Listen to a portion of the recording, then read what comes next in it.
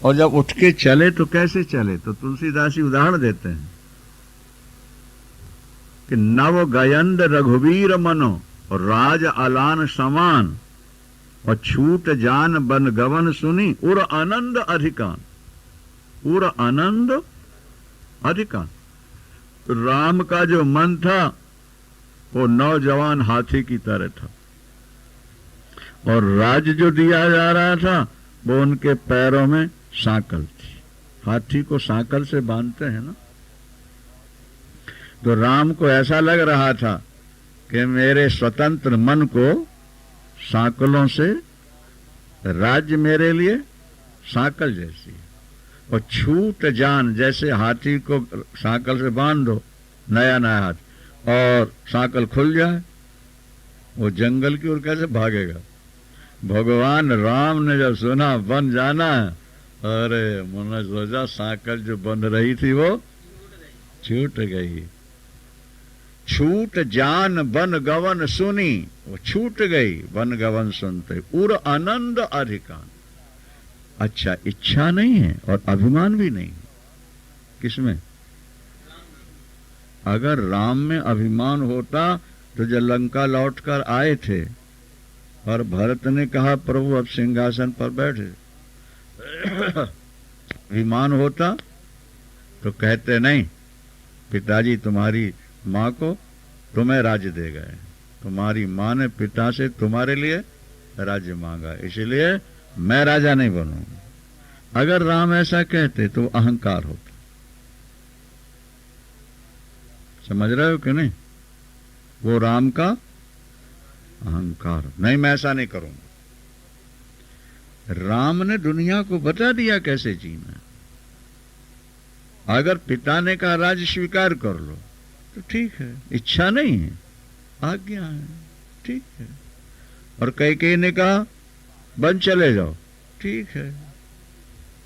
लौट के आए, भरत ने कहा कि प्रभु ये राज्य आप, ठीक है, ठीक है, बस ठीक है। विरोध तो अहंकार में है, संघर्ष अहंकार में होता है क्या? और वासना में इच्छा होती है।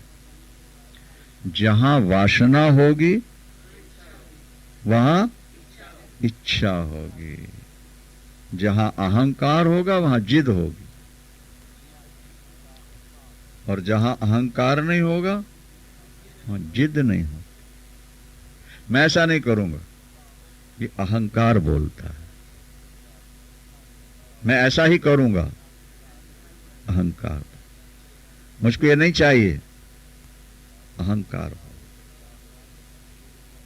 अहंकार नहीं रहेगा, ठीक है, कोई चीज आई हाथ लगा दिया उठ के चल पड़ा। तुम क्यों ले आए मेरे सामने ये वस्तु? तुमको पता नहीं कि मुझको, ये भी कौन बोल रहा है? बोलो सच्चिदानंद भगवान। मेरा बंधन यही था कि मैं जीने की इच्छा रखता था। तो क्या आत्महत्या कर लें? बोले आत्महत्या भी इच्छा है। क्या भाई? बिना इच्छा के आत्महत्या हो ही नहीं सकती। आप ज्यादा दुखी होंगे, परेशान होंगे, तो आपको लगेगा, आपके अंदर इच्छा जागेगी कि किन समस्याओं से छूटने के लिए आत्महत्या करो। इच्छा हुई कि नहीं? ये आपकी जो इच्छा है यही पुनर्जन्म का हेतु है, और आपकी जो अतृप्त वासना है वो पुनर्जन्म का हेतु है। वृंदावन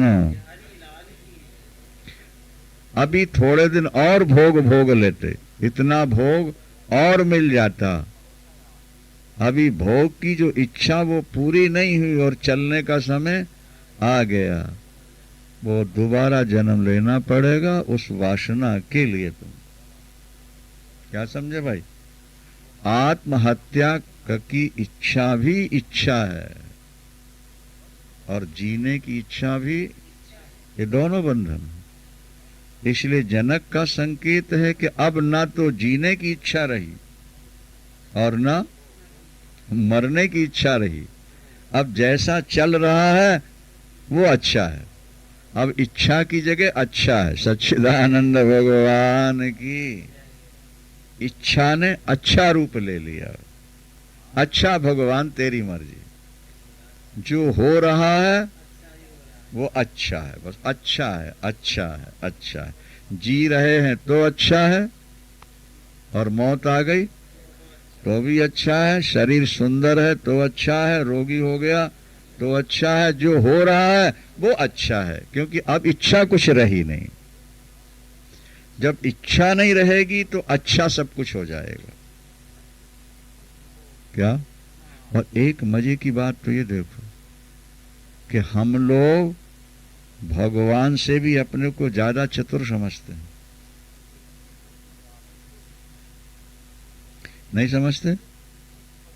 ऐसे तो कह दोगे नहीं समझते, पर आप भगवान को सलाह देते हो कि नहीं देते हो?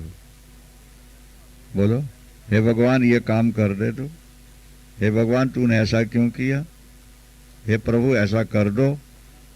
तो करने की हम सलाह दे रहे हैं नहीं, इसका मतलब उनकी अकल थोड़ा कम है, हमारी ज्यादा है, इसलिए हम उनको थोड़ा सलाह दे रहे हैं, रास्ता बता रहे हैं कि ठाकुर ऐसा कर दो। बोलो, अरे वो जैसा कर रहा है वो अच्छा ही कर रहा है, क्योंकि हमारी बुद्धि से उसकी बुद्धि अरबों खरबों गुनी अनंत महान है, इसलिए वो जो कर रहा है प्रभु वो अच्छा हो। अब हमारी कोई इच्छा नहीं रही, अब तो तेरी इच्छा और हमारे लिए अच्छा। फिर देखो जीवन कैसा मधुर होता है। कोई मिल गया तो अच्छा, और बिछुड़ गया तो अच्छा। शरीर है तो अच्छा है, नहीं है तो अच्छा है। हर वस्तु में प्रभु तेरी इच्छा और हमारी लिए अच्छा। बस छुट्टी। यही मेरा सबसे बड़ा बंधन था कि मेरे अंदर जीने की। अभी हमारे आपके अंदर तो है ही है कि नहीं है? बोलो, कोई नहीं कह सकता नहीं है, अभी है। और जब न रह जाए तो समझ लेना कि ज्ञान हो गया। अहो भुवन कल्लोलैर विचित्रैर्द्राक्षमुत्थितं मयि अनंत महाम्भोधौ चित्तवाते समुद्यते। अहो आश्चर्यम, मैं अनंत रूप हूं। नीचे की लाइन में है कि मयि अनंत महाम्भोधौ, इसका अन्वय करना है। मयि अनंत महाम्भोधौ, मैं अनंत अखंड महासमुद्र हूं।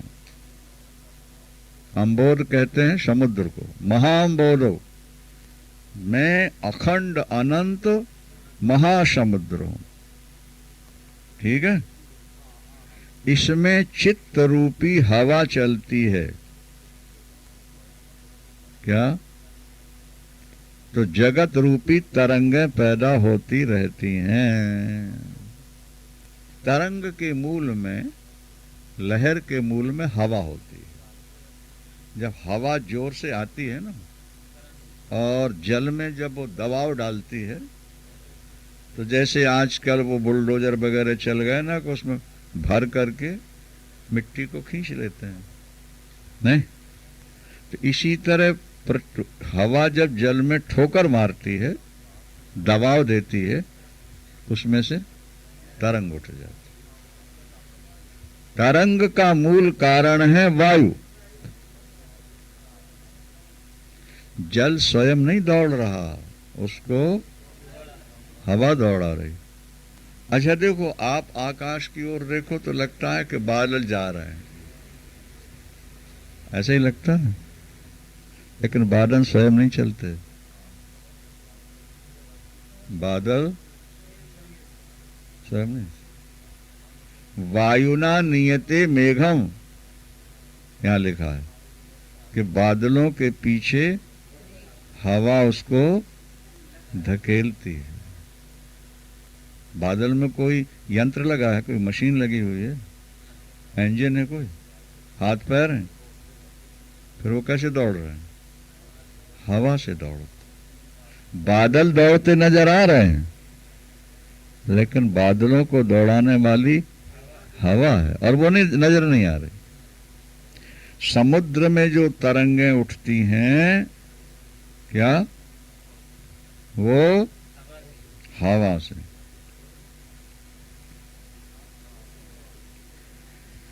आश्चर्य है कि मुझ अनंत रूप में चित्त रूपी हवा के उठने पर शीघ्र ही संसार रूपी तरंगें पैदा हो जाती हैं। क्या? चित्त रूपी हवा, उसमें संसार रूपी तरंग उठती है। मैं अखंड हूं, अनंत हूं, उसमें जब चित्त रूपी हवा चली तो संसार रूपी तरंगे दिखाई देने लगती हैं। अच्छा देखो, जब तुम रात में सो जाते हो, हाँ, संसार दिखता है तुमको? हाँ, क्यों नहीं दिखता? तो आप कह दो सो गए थे। आत्मा तो सोती नहीं कभी। शास्त्र का कहना है कि आत्मा कभी, इसका प्रमाण क्या है? बोले सो के उठते हैं तो कहते हैं आज की नींद में बड़ा आनंद आया। गहरी नींद में सो के उठो तो क्या कहोगे? अच्छा, तो अगर आत्मा सो गई थी तो आनंद का अनुभव किसको हुआ फिर? बोलो ना भाई। हाँ, नहीं, मन और बुद्धि तो सो चुके थे, उनको तो अनुभव कुछ होना ही नहीं था। क्या समझे आप? आत्मा जो है वो आनंद स्वरूप है। आत्मा आनंद स्वरूप है, और चित्त जाके लीन हो गया, मन मूर्छित हो गया। ठीक है ना? तो जब मन मूर्छित हुआ तो उसमें तरंग कैसे उठेगी? उसमें जब हवा चलेगी तभी तो तरंगे आएंगी ना। तो अपने स्वरूप में जाके संसार है ही नहीं। इसी तरह चित्त में अगर इच्छा ना उठे तो संसार दिखेगा नहीं आपको। संसार का जो स्मरण हो रहा है, स्फुरण हो रहा है, अनुभव में आ रहा है, वो आपके चित्त में हवा रूपी चित्त जो है उसमें तरंगें उठती हैं। जब चित्त में तरंग उठती है तो जगत दिखाई देने लगता है, और चित्त में इच्छा उठे ही ना तो जगत तरंग का बोध ही नहीं होगा, पता ही नहीं लगेगा आपको। भाई निद्रा में आपको जगत का बोध हुआ? नहीं हुआ, क्योंकि मन बुद्धि चित्त अहंकार सब लीन हो गए थे। आत्मा तो थी। आत्मा को जगत का कभी बोध नहीं होता। आत्मा को जगत का बोध नहीं होता, जो मूल आत्मा है। जब आंख खुलती है, मन बुद्धि चित्त अहंकार में जगत का स्फुरण होता है, तब जगत का भान होता है। अच्छा, कभी कभी ऐसा होता है, कभी कभी शायद आपको भी अनुभव हुआ हो, हमको हुआ है कि मान लो आप एक दिन दो दिन नहीं सो पाए, क्या, और आपको आपकी आंख लगी और कच्ची नींद में आपको किसी ने उठा दिया। एक सेकंड के लिए, 2-4 सेकंड के लिए आपको ये पता नहीं लगेगा कि हम कहाँ बैठे हैं, दरवाजा किस तरफ है, नहीं, और कहाँ क्या। बिल्कुल माने मैं हूं ये तो स्मृति रहती है, लेकिन मेरे बाद और कुछ है। आपको कभी ऐसा हुआ? नहीं हुआ? हुआ? हमारे हरि को तो बार बार होता रहता, क्योंकि ये गहरी नींद में सोता है ना। इसको एकदम जगा के कुछ कहो तो उसको काफी देर के बाद फिर वो उसको स्मृति होती है, तब फिर वो कुछ लोग ऐसे होते हैं ना कि सोए हो तुम आवाज दो फट से उठ के खड़े हो जाएंगे, और छोटा बच्चा सो जाए गहरी नींद में तो फट से उठ के खड़ा नहीं हो सकता। वो धीरे धीरे उसकी चेतना बाहर आती है। तो जहां गहरी नींद आ जाए ना भैया, थकावट ज्यादा हो, 2 दिन 3 दिन से सोने को मिला नहीं और सोए, और सो करके अभी नींद पूरी नहीं हुई थी और किसी ने कच्ची नींद में उठा दिया, तो केवल भान होता है कि मैं हूं, किस शहर में हूं। हम लोगों को तो शहर का भी पता नहीं लगता ना, 7 दिन के बाद नए शहरों में जाना, तो किस शहर में हूं, दरवाजा किस तरफ है और जाना कहां, 1 2 सेकंड 4 सेकंड के लिए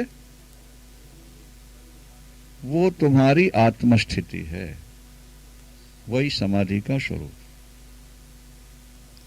भागवत में, उपनिषदों में इसकी चर्चा है। क्या? संधौ सुप्त प्रबोधयो, क्या? सुप्त प्रबोधयो संधौ आत्मानं विजानीयात् चिंतयेत्। निद्रा और जागरण के जो बीच की संधि है,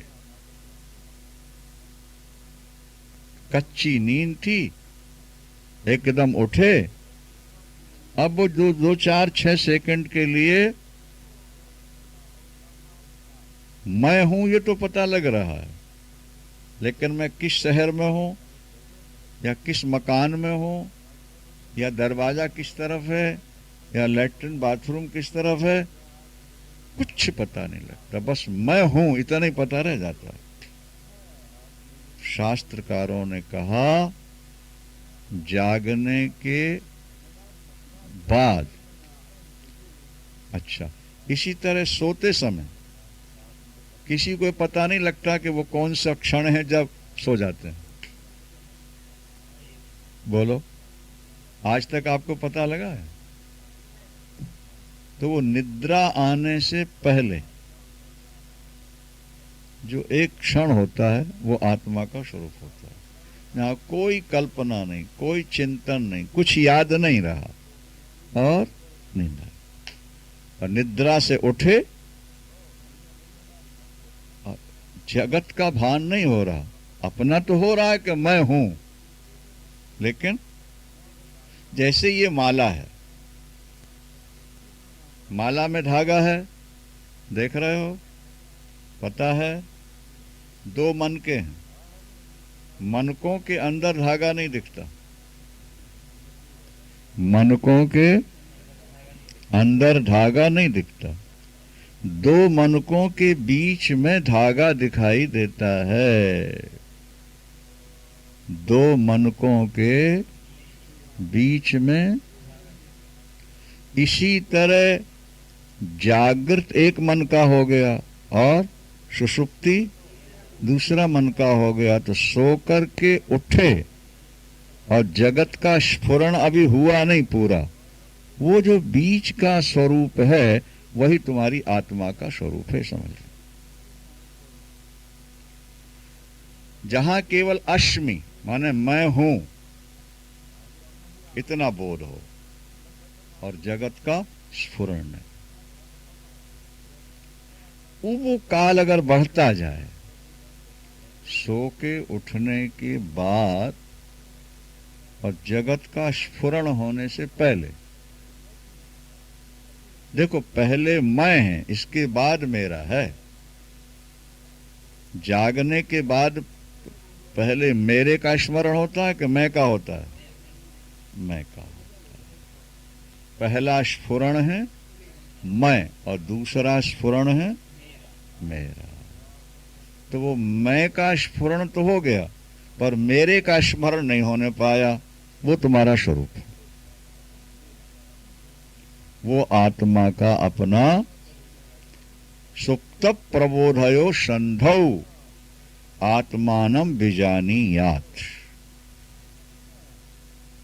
माले में अगर धागा देखना है तो 2 मनकों के बीच को देखो, मन का नहीं देखना। अथवा आप धागा लंबा देखना है तो मन का तोड़ते जाओ। क्या? मन का तोड़ जो जाओ, धागे की लंबाई बढ़ती चली जाएगी। और सारे मन के तोड़ दोगे तो धागा ही धागा दिखेगा। तो जो हमारे संकल्प हैं वो मन के हैं। क्या समझ में आई बात? उन संकल्प रूपी मनकों के बीच में आत्मा रूपी धागा छुपा हुआ है। अब उन संकल्प रूपी मनकों को तोड़ते जाओ, तोड़ते जाओ। कोई संकल्प ना आए, कोई संकल्प ना आए, कोई संकल्प ना आए। वो जो गैप बढ़ता जाएगा, क्या वो तुम्हारी आत्मा का अपना स्वरूप है। और जब ऐसा अभ्यास करोगे तो एक दिन बोध भी हो जाएगा। बोलो सच्चिदानंद। इसलिए कहा गया कि मई, क्या कौन सा था? अहो भुवन कल्लोलैर विचित्रैर द्राक समुत्थितम् मई अनंत महाम्भोधौ चित्त बाते समुद्यते। ये जगत क्या है? बोले ये तरंगे हैं। और चित्त में जो स्फुरण हुआ वो हवा है। चित्त में स्फुरण हुआ वो हवा, और जगत का जो भान हुआ वो तरंगे हो। ठीक। 2 श्लोक और। सच्चिदानंद मई अनंत महाम्भोधौ चित्त बाते प्रशाम्यति अभाग्या जीव बणिजो जगत पोतो विनश्वरः। बहुत अच्छे भाव हैं। मैं अनंत अखंड महासमुद्र हूं, और चित्त में अगर स्फुरण न हो, चित्त में स्फुरण न हो तो जीव रूपी बनिए की नौका नष्ट हो जाएगी। नौका है संसार। क्या? नौका है संसार, और बनिया है, व्यापारी है जीव। जीव व्यापारी है, जीव संसार है नौका, और चित्त में उठती है वायु। जब ये मशीनी युग नहीं था, जब ये मशीनी युग और नौकाएं समुद्र में जब डाली जाती और कहीं जाना होता तो उसमें पाल बांधते थे, कपड़े वगैरह। क्या? और जैसी हवा चलती है वैसे ही उसको घुमाते रहते हैं, और वो नौका अपने आप चलती जाती। जब ये इंजन वगैरह नहीं थे तब की बात कर रहे हैं, क्योंकि इतनी विशाल नौका है, तो उसको कैसे चलाएंगे? 10-5 आदमी खें भी तो क्या असर होता है? वो केवल हवा के आधार पर जो पाल बांधते हैं ना, बस जिस तरफ की हवा चलती है उसके अपोजिट वो कपड़ा लगा देते हैं तिरछा करके। तो जब हवा भरती है कपड़े में तो वो धक्का लगाती है तो नौका। अब मान लो बीच समुद्र में नौका पहुंच गई और 15 दिन 20 दिन तक हवा चली नहीं, तो नौका और व्यापारी बचेगा कि नष्ट हो जाएगा?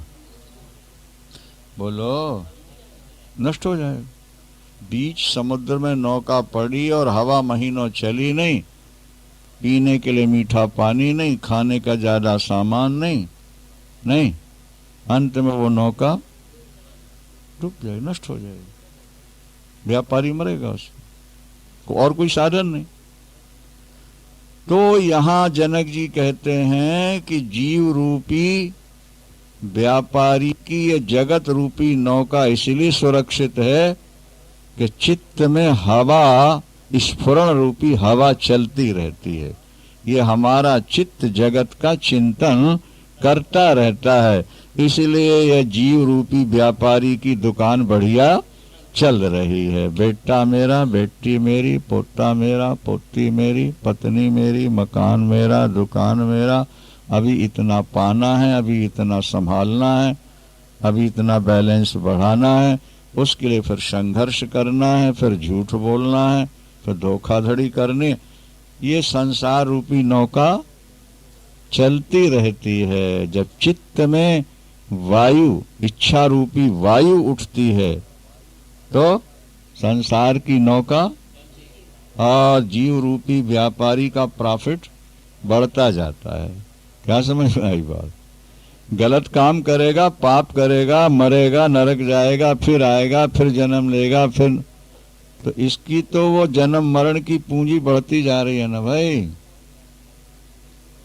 और कदाचित दुर्भाग्य से वो हवा बंद हो गई, आपके चित्त में इच्छाओं का स्फुरण न हो, स्पंदन न हो। क्या? उदाहरण से समझाते हैं बात। एक घी होता है पिघला हुआ और दूसरा होता है जमा हुआ। जमे हुए घी में आपको प्रतिबिंब दिखाई नहीं देगा और पिघले हुए घी में साफ साफ दिखाई देता है। तो हमारे चित्त की स्थिति पिघली रहती है, इसलिए संसार के चित्र उसमें दिखते रहते हैं, संसार का स्फुरण होता रहता है।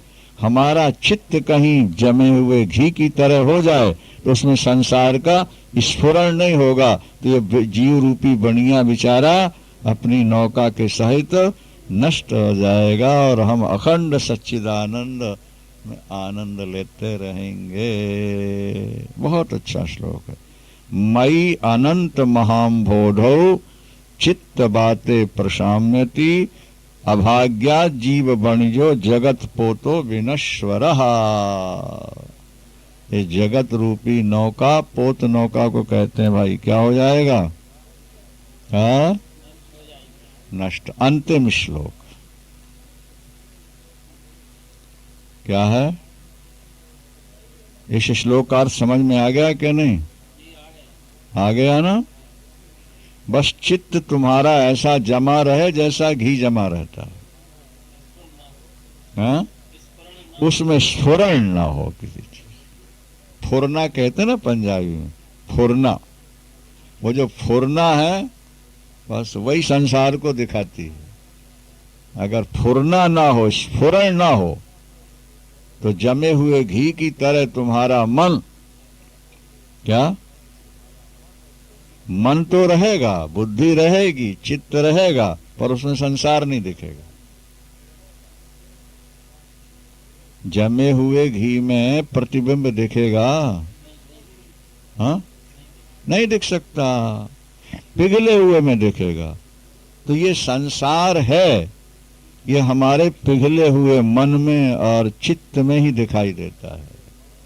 और जब ये निद्रा में जम जाता है कुछ दिखता है, तो जागृत में भी जमा ही रहे तो छुट्टी हो गई। अखंडानंद परमानंद स्वरूपानंद हो गए। फिर तो जागृत में भी हमारा चित्त, हमारा मन जमा हुआ घी जैसा रहे, उसमें किसी पद पदार्थ का स्फुरण न हो। कहना सरल है, पर स्थिति बन जाए ये बहुत कठिन है। ये तो बस गुरु और गोविंद की कृपा से ही ऐसा संभव हो सकता है। अंतिम श्लोक और क्या कह रहा है? क्या? मयि अनंत महाम्भोधौ आश्चर्यम जीव बीच्यः उद्यन्ति घ्नन्ति खेलन्ति अप्रविशन्ति स्वभावतः। आश्चर्य है कि मुझ अनंत महासागर में जीव रूपी तरंगें उठती हैं, परस्पर संघर्ष करती हैं, खेलती हैं और अंत में उसी में लय हो जाती, लीन हो जाती। आश्चर्य, महान आश्चर्य। क्योंकि वो शरीर में बैठकर अब नहीं देख रहे, अब तो वो आत्मा में बैठ के देख रहे। जैसे आप 4-5 हजार फुट की ऊंची पहाड़ी के ऊपर बैठ जाओ, नहीं, योग वासिष्ठ में लिखा है, छत को प्रासाद कहते हैं। क्या? छत को प्रासाद कहते हैं संस्कृत में। तो बुद्धि प्रसाद मारुह्यो पश्येत ब्रह्ममयम जगत। निर्मल बुद्धि रूपी छत पर, अभी हम लोग बंबई गए महाराज, तो वहां 18वीं मंजिल में हमको ले जाया गया। क्या? रात्रि का समय, जब 18वीं मंजिल की छत से देखा तो दुनिया नीचे नीचे दिख रही थी। हाँ, ऊपर नीचे जो चल रहे, फिर रहे, टकरा रहे हैं, खेल रहे हैं, हम उनको देख रहे हैं, पर उसका हम पर कोई प्रभाव नहीं पड़ रहा। हम ऊपर आ गए। एक व्यक्ति हेलीकॉप्टर में बैठ के कुंभ का मेला देख रहा है। नेता, प्रधानमंत्री, गृह मंत्री हेलीकॉप्टर में बैठ के और दूसरे सड़क पर चलते हुए मेला देख रहे हैं। बोलो, धक्के खा रहे हैं कि नहीं? वो जो सबके साथ सड़क में जा रहे हैं वो धूल फांक रहे हैं कि नहीं? और धक्के खा रहे हैं नहीं? जो हेलीकॉप्टर पर है वो देखने का आनंद ले रहा है, नहीं धक्के खा रहा, नहीं धूल फांक रहा। इसी तरह निर्मल बुद्धि रूपी हेलीकॉप्टर पर हम बैठ के इस जगत से ऊपर उठ करके फिर जगत को देखेंगे तो देखने का आनंद भी ले लेंगे और समस्याओं से बच जाएंगे, दुखों से हम बच जाएंगे। सबके साथ मिलके चलेंगे तो धक्के खाएंगे, धूल फांकेंगे, और सबसे ऊपर का क्या मतलब हुआ? जगत में हमारा कोई नहीं, हम किसी के नहीं, शरीर मैं नहीं, शरीर मेरा नहीं। अब बुद्धि प्रसाद, इस बुद्धि को ऊपर उठाओ, इसको चिराकाश में ले जाओ। बिल्कुल वैसे भी कमर तक का हिस्सा जो है पृथ्वी तत्व है, मूलाधार जो है ये पृथ्वी तत्व है, और स्वाधिष्ठान ये जल तत्व है, नाभि से नीचे नीचे, और उस नाभि से ऊपर ऊपर जो है वो अग्नि तत्व है, हृदय तक, और यहां से ऊपर गले तक वायु तत्व है, और कंठ में आकाश तत्व है, और उसके ऊपर शुद्ध ब्रह्म स्वरूप तुम हो, निर्विकार निराकार निरंजन हो। इसलिए इन पांचों तत्वों से ऊपर उठ जाओ, अब फिर चिदाकाश में, अनंत आकाश में जाकर के भ्रमण करो।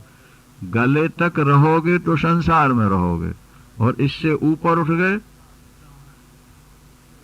इसलिए आजकल के जो पंथ वाले हैं वो यही कहते हैं कि भृगुटी मध्य में अग्नि का ध्यान करो, अग्निमंडल का ध्यान करो, ज्योति का ध्यान करो।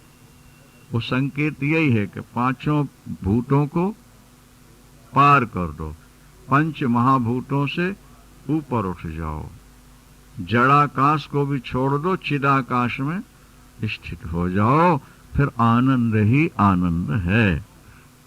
जब अनंत अखंड आनंद के साथ तुम एक हो जाओगे तो तुम्हें ऐसा लगेगा कि मैं अखंड अनंत आनंद का महासमुद्र हूं। मैं अखंड अनंत आनंद का, समझ में आ रहा है? मैं अखंड अनंत आनंद का महासागर हूं, और मुझ में ये जीव रूपी तरंगें उठ रही हैं, आपस में लड़ रहे हैं, खेल रहे हैं, संघर्ष कर रहे हैं, और फिर लीन होते जाते। हर 7 दिन बाद नए शहर जाना पड़ता है, वहां चेले चपाटे तो हैं ही हैं, उन लोगों की अपनी अपनी सभाएं भी बनी हुई हैं। अब फिर वो एक पार्टी वाले आके सुनाएंगे, उसने ऐसा किया, उसने ऐसा किया, उसने ऐसा किया, हमने उसको निकाल बाहर किया, अब हम ये नहीं बन।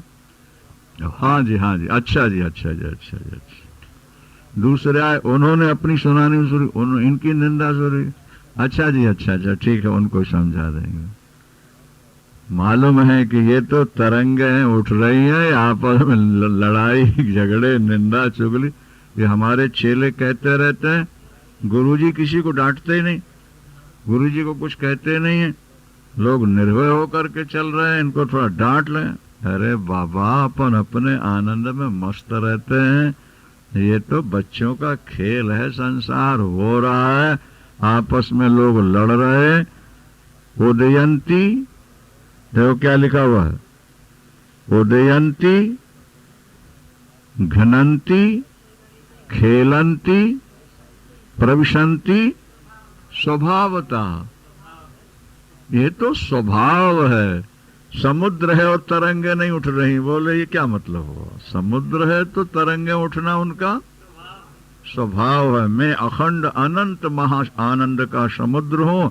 अब मुझ में ये जीव रूपी, आगे तो चल के बताएंगे कि ब्रह्मा विष्णु शंकर रूपी तरंगे उठती और विलीन होती रहती, ये जगत रूपी तरंगे उठती और जगत बनते रहते हैं और मिटते रहते हैं। मई अखंड सुखाम भोलो बहुधा विश्व विचया उदयंती प्रविशंति माया मारुत विभ्रमात्। ये भी एक श्लोक है। मैं अखंड अनंत आनंद स्वरूप हूं, मेरे अंदर से ही विश्व विचया, ये करोड़ों ब्रह्मांड रूपी तरंगे उठ रही हैं, चल रही हैं और अंत में मुझ में ही लीन हो रही हैं। उठ रही हैं, चल रही हैं और मुझ में लीन होती जा रही हैं। यहां जीव कह दिया, वहां विश्व कह दिया, बात एक ही है।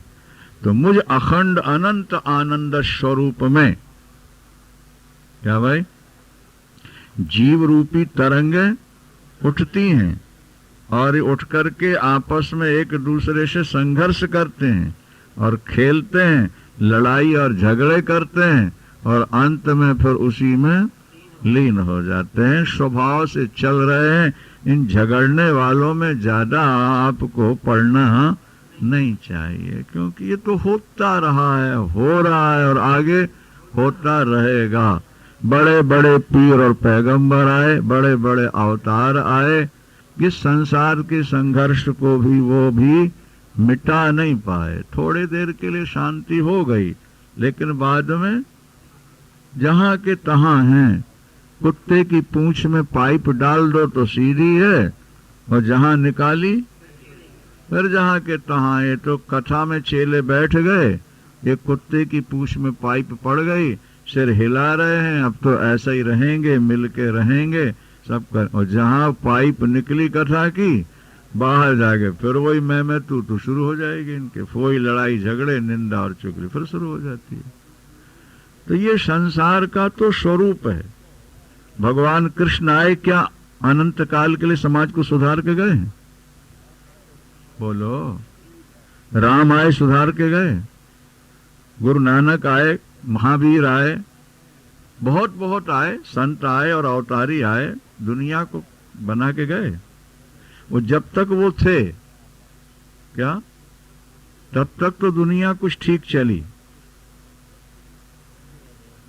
और जहां वो गए ये दुनिया अपनी चाल से चलती रहेगी, इसमें ज्यादा दखल नहीं। क्लास में अध्यापक बैठा है तो बच्चे शांत चुपचाप, और अध्यापक बाहर गया पर बंदर कूदनी शुरू हो जाएगी, चें चिड़ियों की तरह शुरू हो जाएगी।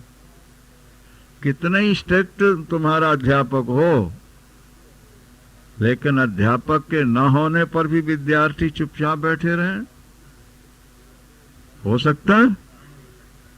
ये तो स्वभाव है। इसी तरह मेरे भैया, तुम दुनिया को सुधारने के बजाय अपने आप को संभाल लो, अपनी मौज मस्ती में आ जाओ, परमानंद अखंडानंद स्वरूपानंद में मस्त हो जाओ। और ये संसार तरंगे, जीव रूपी तरंगे बन रही हैं। और इस समय सारी दुनिया में 5 अरब व्यक्ति हैं, 5.25 अरब। और 100 साल बाद ये तरंगे, इसमें कोई एक आदमी रह जाएगी क्या? बोलो मेरे बाबू। और इससे पहले कितनी तरंगे उठी होंगी संसार रूपी समुद्र में? सब लीन होती गई। सृष्टि के प्रारंभ से आज तक कितने घड़े बने होंगे? बोलो, कहां गए? सृष्टि के प्रारंभ से आज तक हर बसंत में पतझड़ हुई। पत्ते झड़ते हैं नहीं? देखा है? वो पतझड़ के पत्ते कहीं दिख रहे हैं तुम्हें? कहाँ हैं? हाँ? घड़े सब मिट्टी में मिल गए और पत्ते सब मिट्टी में मिल गए और तरंगें सब उछलती कूदती समुद्र में लीन हो गई। ये संसार इसी तरह चलता रहेगा, चलता रहेगा। लड़ाइयां, झगड़े, बेईमानसी, मनमुटाव, कटुता, इसको न कोई मिटा सका है न मिटा पाएगा। और तुम उलझ गए तो मर गए, और तुम न्यूट्रल हो गए तो बच गए। नहीं समझ में आ रही बात? इससे न्यूट्रल हो करके जब आत्मज्ञानी हो जाओगे तो फिर संसारियों से थोड़ा न्यूट्रल हो जाओगे तुम। बहू जो करती है करे, बेटा जो करता है करे, पोता जो कर रहा है करे, हम अपना काम कर रहे हैं अपना। हमें किसी के काम में दखल नहीं देना। भाई आज हम मर जाएं तो फिर बहुएं बेटे अपने मन का करेंगे नहीं करेंगे? हम रोकने आएंगे उनको? सलाह देने आएंगे? नहीं आएंगे। तो जीते जी मर जाओ।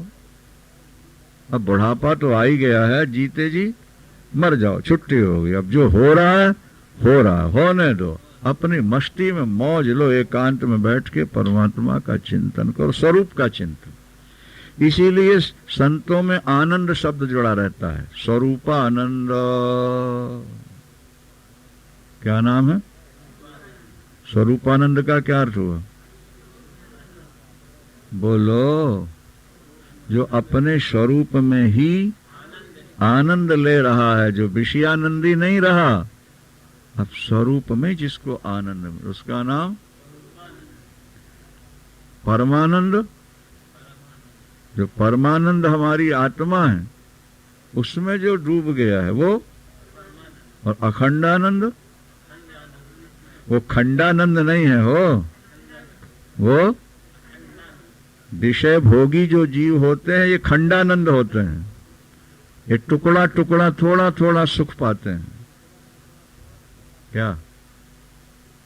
सुबह थोड़ा चाय का सुख मिल गया, नाश्ते में परोठे का सुख मिल गया, कभी थोड़ी सी मिठाई खा ली सुख मिल गया, कभी पोता गोद में आके बैठ गया तो सुख मिल गया, कभी पत्नी पास में आके बैठ गई तो सुख मिल गया। तो ये जितने आनंद है ये खंडानंद है। खंड खंड टुकड़े टुकड़े आनंद है। विषयों से जो आनंद मिलता है वो टुकड़े टुकड़े आनंद होता है, और आत्मा से जो आनंद मिलता है वो। तो अब तुम्हें खंडानंद ही में रहना है क्या अखंडानंद में जाना है? तुम्हें कह तो देते हैं अखंडानंद। अखंडानंद में आत्मा का जो आनंद है वो अखंडानंद है, वही स्वरूपानंद है, वही परमानंद है, वही आत्मानंद है। एक संत का नाम आत्मानंद सरस्वती। क्या मतलब हुआ? किसी सन्यासी का नाम विषयानंद है, भोगानंद है? बोलो, उनके ये नाम नहीं होते विषयानंद और भोगानंद और वासनानंद। उनका नाम स्वरूपानंद, परमानंद, अखंडानंद, आत्मानंद। क्या? वो अपनी आत्मा में ही, आत्मा में आनंद ना होता तो 2 घंटे से चटाई में कैसे बैठते तुम? बैठ सकते थे? बोलो, डल्लब के गद्दों और कुर्सियों में बैठने वालों, तुम 2 घंटे चटाई में सुबह और 2 घंटे शाम को, बल्कि 5 घंटे हो जाते हैं। 10 मिनट पहले आके बैठ गए और कोई दुख हुआ? कुछ भान हुआ? दुख मिला कि आनंद मिला? आनंद मिला। क्यों? यहां कोई विषय तो है नहीं, पदार्थ कुछ है नहीं, फिर भी आनंद मिला। इससे सिद्ध हो गया कि हमारी आत्मा जो है वो आनंद रूप है। इसीलिए आत्मानंद, इसीलिए अखंडानंद, इसीलिए परमानंद, इसीलिए स्वरूपानंद। अपने स्वरूप में आ जाओ। ये भगवान राम, कृष्ण, विष्णु, शिव सब अपने स्वरूप हैं। ये सब उनमें भी आनंद है, पर उनमें हमें भेद नहीं मानना, एकत्व रखना। व्यवहार में भेद मान लो, पूजा कर लो, पाठ कर लो, कोई बात नहीं, लेकिन भाव में एकत्व रखना, तुम्हारा कल्याण हो जाएगा। सच्चिदानंद। ये जनक की अपनी अनुभूतियां हैं ये सब। अब फिर अष्टावक्र की परीक्षा लेंगे। किनकी? जन फिर पूछेंगे,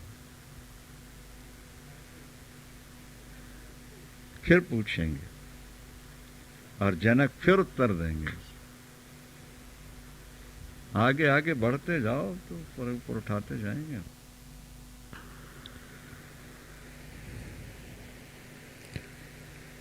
महाराज जनक की स्थिति को देखकर अष्टावक्र जी महाराज बहुत प्रसन्न हुए। फिर भी वे महाराज जनक की परीक्षा ले रहे हैं।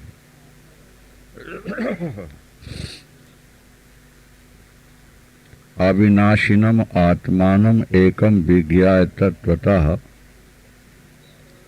तवात्मज्ञस्य धीरस्य कथम अर्थार्जने रति।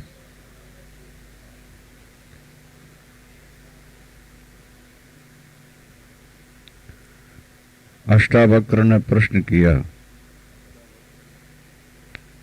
यह परीक्षा के लिए था, ये जानने के लिए था कि महाराज जनक को ठीक ठीक आत्मबोध हुआ या नहीं। बोध दो तरह का होता है, परोक्ष और अपरोक्ष।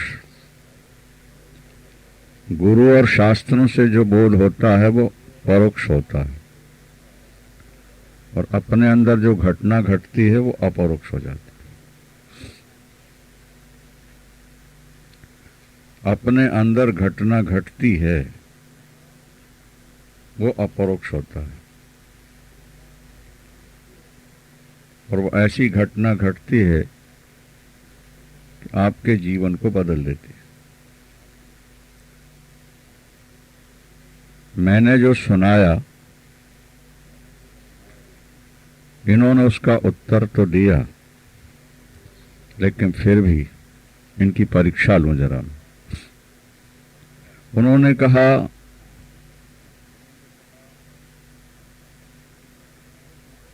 आत्मा को तत्वतः एक और अविनाशी जानकर भी तेरे जैसा ज्ञानी अगर धन कमाने में दौड़ता रहे, लगा रहे, तो कैसे माना जाएगा कि तो ज्ञानी हो गया है? क्या? कथम अर्थार्जने रति। अर्थ अर्जन माने धन का संग्रह। यदि धन के लिए तुम दौड़ रहे हो, धनवान बनने की इच्छा तुम्हारे अंदर है, अभी तुम्हें ज्ञान नहीं हुआ। शाब्दिक ज्ञान है, परोक्ष ज्ञान है, सुना सुनाया ज्ञान है। तोते को रटा दिया सीताराम सीताराम। क्या? राम राम बोलो मिट्ठू राम राम। तोते को मिट्ठू भी कहते हैं ना, मीठा बोलता है, वो भी राम राम कहने लगता है, लेकिन राम क्या है उसे कुछ पता नहीं होता। इसी तरह श्लोक देख लिया तुमने, अर्थ भी सुन लिया, इससे ज्ञान हो गया, ये ऐसा नहीं मान लेना। ज्ञान एक वो स्थिति है कि जहां सारी वासनाएं, सारी कामनाएं, अहंकार सब विलीन हो जाते। क्या? स्वप्न में कोई वस्तु मिली है, मेरी है, ये अहंकार हुआ, लेकिन जागृत में वो वस्तु मेरी है, ये अहंकार रहेगा? बोलो, नहीं रह सकता, क्योंकि स्वप्न की वस्तु मिथ्या थी तो अहंकार भी मिथ्या था। स्वप्न में किसी से प्रेम हो गया तो जागृत में उससे जाकर के आप प्यार नहीं कर सकते कि हमने स्वप्न में आपसे प्यार किया था। क्या भाई? स्वप्न में किसी से गाली गलौज हो गई तो जाग करके आप उससे विरोध नहीं करोगे, क्योंकि आप समझते हो कि वो स्वप्नावस्था थी, मिथ्या थी। तो स्वप्न की तरह ही जब जागृत अवस्था तुम्हें मिथ्या भासने लगे। एक दिन हमने ये बात सुनाई थी, शायद दूसरी कैसेटों में होगी, कि अगर परमात्मा स्वप्न न बनाता तो संसार मिथ्या है इसका बोध ही न होता, और अगर भगवान सुषुप्ति न बनाता तो समाधि का, आत्मा के आनंद का किसी को बोध ही न होता। स्वप्न में है कुछ नहीं, दिखता सब कुछ। माने भगवान ये संकेत दे रहे हैं कि जैसे स्वप्न में है कुछ नहीं, दिखता सब कुछ है, इसी तरह जागृत में भी है कुछ नहीं, दिखता सब कुछ। वो स्वप्न घंटे 2 घंटे का है, ये तुम्हारा 40, 50, 60, 70 वर्षों का है। 80, 90 वर्ष जी जाओगे, और क्या इससे ज्यादा। वहां आंख खुली तो कुछ नहीं, और जागृत में आंख बंद हुई तो कुछ। वहां खुलने पर कुछ नहीं है और यहां बंद होने पर कुछ नहीं। कहां तुम्हारा पुत्र, कहां तुम्हारे पोते, कहां तुम्हारी पुत्र वधू, कहां पत्नी, बस आंख बंद होने दो, छुट्टी हो। इसलिए एक जगह लिखा था, बड़ा अच्छा श्लोक मिला, कि जैसे जवान पति के प्राण निकल गए, अब पत्नी, माता, पुत्र उस लाश से लपट लपट के रोते हैं, छाती पीटते हैं, हाय तौबा करते हैं, लेकिन डेड बॉडी में कोई क्रिया नहीं होती, कोई हलचल नहीं होती, डेड बॉडी को कोई दुख नहीं होता। प्राणे गते यथा जीवम सुखम दुखम न बिंदति। प्राणे गते यथा जीवम सुखम दुखम न बिंदति। प्राण निकल गए, अब डेड बॉडी को कोई दुख सुख हो रहा है? डेड बॉडी के नाम से लोग रो रहे हैं, तड़प रहे हैं, छटपटा रहे हैं, मूर्छित हो रहे हैं। डेड बॉडी को उससे कुछ पता लग रहा है? और फिर डेड बॉडी को मालाएं पहनाई जा रही हैं, चंदन लगाया जा रहा है, नए कपड़े पहनाए जा रहे हैं। इससे डेड बॉडी को सुख होता है? हाँ, सुख और दुख दोनों से डेड बॉडी पृथक। इसी तरह जैसे डेड बॉडी को दुख और सुख नहीं व्यापता, जब जागृत अवस्था में, जीवित अवस्था में तुम्हारी ये स्थिति हो जाएगी तो समझ लेना कि ब्रह्म का बोध हो गया। और जब तक ये स्थिति ना आए तब तक अभी आपको परोक्ष ज्ञान हुआ है, शाब्दिक ज्ञान हुआ है, अभी अंदर घटना घटी नहीं, अंदर क्रांति हुई नहीं। वो ऐसा विस्फोट होता है ना अंदर कि ये अज्ञान, ये अहंकार, ये वासनाएं, ये तृष्णाएं, ये सब बिल्कुल खत्म हो जाते हैं। शुद्ध आत्म चैतन्य प्रकट हो जाता है। आत्मा आत्मा, आनंद आनंद। काम, क्रोध, लोभ, ये सब खत्म हो जाता। करना नहीं पड़ते, अपने आप हो जाते।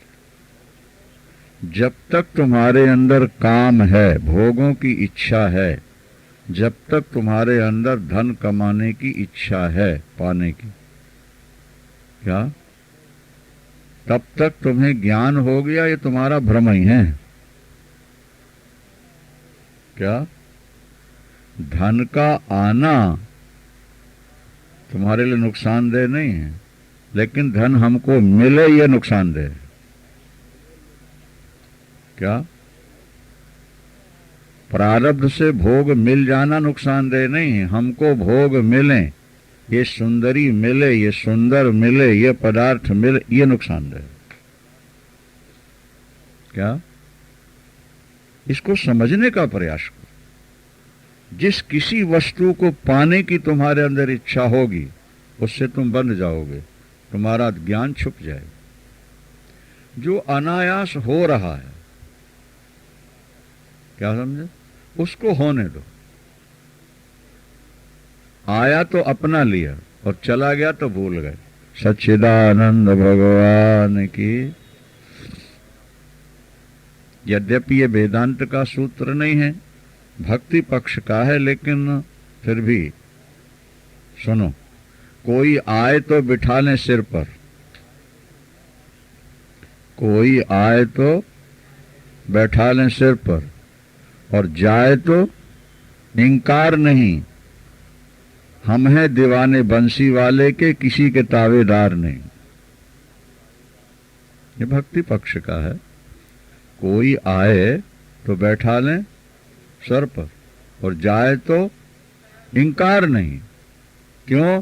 बोले हम हैं दीवाने बंसी वाले के, किसी के तावेदार नहीं। ज्ञानी की ये स्थिति होती है, प्रेमा भक्ति प्राप्त महापुरुष की ये स्थिति होती। जो पुरानी स्मृतियों को लेके जी रहा है अथवा नवीन को पाने की जो इच्छा कर रहा है, वो अज्ञानी है। ये बात नोट करके रखना है। पुरानी स्मृतियों में जीना और नई वस्तु को पाने की इच्छा रखना, ये अज्ञान अवस्था है। हमें अमुक समय ये सुख मिला था इसलिए दोबारा मिलना चाहिए। क्या समझ में आई बात? हमें ये प्यार मिला था इसलिए दोबारा मिलना चाहिए।